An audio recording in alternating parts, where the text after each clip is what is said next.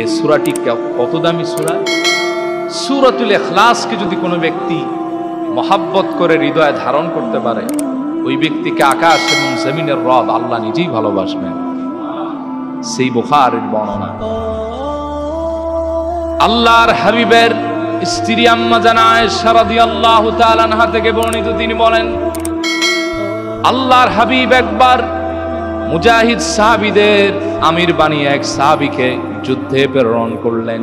যখন তিনি সালাত আদায় করেন, অন্য কোন সূরা দ্বারা সালাত শেষ করেন না, শুধু সূরা ইখলাস পড়েন, সুবহানাল্লাহ পড়েন। সাহাবী শুধুমাত্র সূরাতুল ইখলাস পড়ে সালাত শেষ করে, অথচ তিনি হচ্ছেন আমিরুল মুজাহিদিন। সাহাবায়ে কেরাম বিষয়টা লক্ষ্য করলেন, যুদ্ধ থেকে ফিরে আসলেন। ফালাম্মা রাজাউ যাকারু লিন-নবী সাল্লাল্লাহু আলাইহি সাল্লাম, আল্লাহর হাবিবের কাছে সব খুলে বললেন, এমন একজন আমাদের নেতা বানায় দিলেন, এই ব্যক্তি সূরা ইখলাস দিয়ে নামাজ শেষ করে, বুঝলাম না কারণটা কি।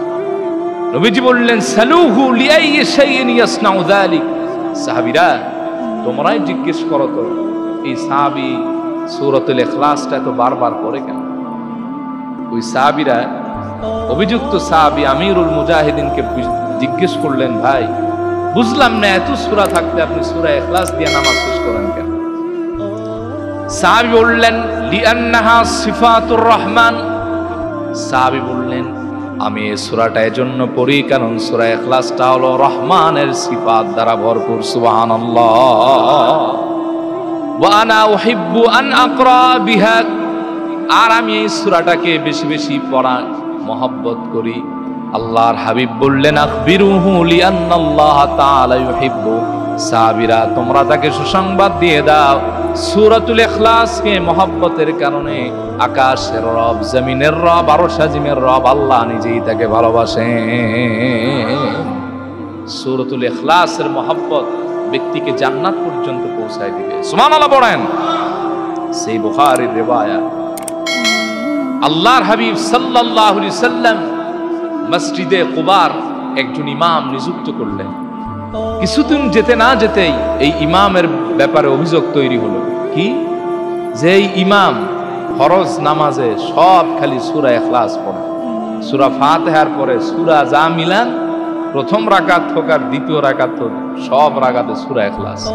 আচ্ছা ভাই, আপনাদের এই মসজিদের যিনি ইমাম, দুইজন এখানে, একজন পড়ান 2 ওয়াক্ত, একজন পড়ান 3 ওয়াক্ত, একজনেরটা তো শুনেন না, আর একজনেরটা তো শুনেন। কারণ যিনি যোহর আর আসর পড়ান এখানে তো জাহেরি কিরাত, কিন্তু যিনি ফজর মাগরিব এশা পড়ান প্রত্যেক দিন না, শুধু 2-3 দিন যদি কয়েক ওয়াক্ততে সূরা ইখলাস পড়েন, তো অনেকে বলবে যে দূর বেটা, হুজুর মনে হয় কিছু জানে না। সমস্যাটা কি? এটা দৃষ্টিগোচর হবে আপনাদের, ঠিক না? সাহাবায়ে কেরামেরও কিছু মিজাজ খারাপ হয়ে গেছে, বেটা মসজিদে কুবার ইমাম হিসেবে রাসূলুল্লাহ তোমাকে নিযুক্ত করলেন, আর তুমি আর কাম পাও না, খালি সূরা ইখলাস পড়ো। আল্লাহর হাবিবের কাছে অভিযোগ নিয়ে আসছেন ওই জায়গার সাহাবীরা, ইয়া রাসূলুল্লাহ ওয়া ইয়া হাবিবাল্লাহ, এমন একজন সাহাবী নিযুক্ত করলেন ইমাম হিসাবে, খালি সূরা ইখলাস পড়ে, আর তো কিছু দেখি না পড়তে। বলে প্রত্যেক রাকাতে? বলে হ্যাঁ। বলে তারে জিজ্ঞেস করো যে আসলে সে পড়ে কেন। অভিযুক্ত ইমাম সাহাবীকে প্রশ্ন করা হলো, সূরা ইখলাসটা তুমি বারবার পড়ো কেন? কি ফায়দা এতে, কি আকর্ষণ? ওই সাহাবী কোনো ফতোয়া দিলেন না, একটা কথাই বললেন, আনা উহিব্বুহা, আমি সূরা ইখলাসকে সবচেয়ে বেশি মহব্বত করি। নবীজি বললেন, এরে সাহাবী জেনে রাখো, হুব্বুকা ইয়াহা আদখালাকাল জান্নাহ, সাহাবীরে সূরা ইখলাস মহব্বত করার কারণে সাধারণ ব্যক্তিদের কাতারে তুমি আর নাই। এই সূরার মহব্বত তোমাকে আল্লাহর জান্নাত পর্যন্ত পৌঁছে দিবে। কি দাম এই সূরাটির! কোনো ব্যক্তি যদি নিজেকে হেফাজত করতে চায়, আল্লাহর হাবিব বলেছেন সে ব্যক্তি যেন প্রত্যেক দিন সকাল এবং সন্ধ্যায় সূরাতুন নাস, সূরাতুল ফালাক, সূরাতুল ইখলাস, কুল হুয়াল্লাহু আহাদ এই সূরাটি, কুল আউযু বিরাব্বিল ফালাক এই সূরাটি, আর সূরাতুন নাস, কুল আউযু বিরাব্বিন নাস, এই 3টা সূরা কোনো ব্যক্তি যদি সকালে পড়ে আর সন্ধ্যায় পড়ে, তাহলে তার প্রোটেকশনের জন্য এই 3টা সূরার বরকতেই যথেষ্ট হয়ে যাবে।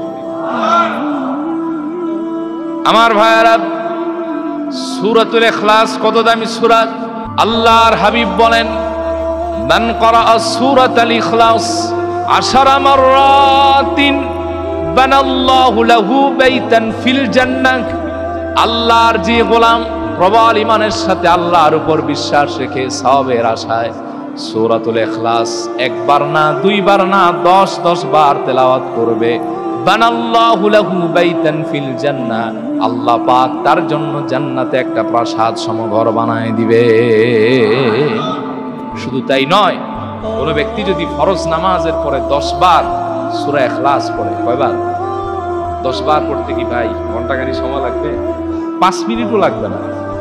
10 বার যে ব্যক্তি সূরাতুল ইখলাস প্রত্যেক ফরজ নামাজের পর পড়বে, কিয়ামতের দিন আল্লাহ তাআলা ওই বান্দাকে হিসাব না নিয়ে বলবেন, ইয়া আবদি উদখুলুল জান্নাতা বিরহমাতি বিআইয়ি বাবিন তাশা, তোমার জন্য আমি আমার সব জান্নাতের দরজা খুলে দিলাম, যেই দরজা ভালো লাগে সেই দরজা দিয়ে হাসতে হাসতে জান্নাতে চলে যাও।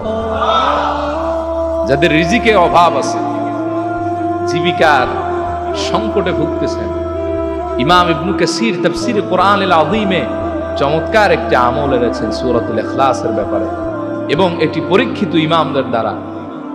তিনি বলেন, কোন ব্যক্তি যদি চরম অভাব এবং অনটনে পড়ে যায়, রিজিকের সব দরজা তার জন্য বন্ধ হয়ে যায়, রিজিকের দরজাটা তার জন্য প্রশস্ত না হয়, সে যেন প্রত্যেক দিন তার ঘরে ঢোকার আগে বিসমিল্লাহর সাথে সূরাতুল ইখলাস 10 বার পড়ে।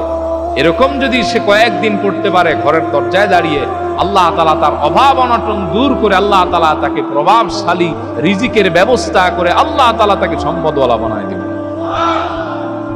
কোন ব্যক্তি যদি নিজের দেহকে সুরক্ষিত রাখতে চান, তাবিজ কবজের আসর থেকে বাঁচতে চান, বান থেকে বাঁচতে চান, তাহলে সেই বুখারী থেকে নির্দেশিত একটা আমল আপনাদেরকে শিখিয়ে দিচ্ছি, করবেন ইনশাআল্লাহ।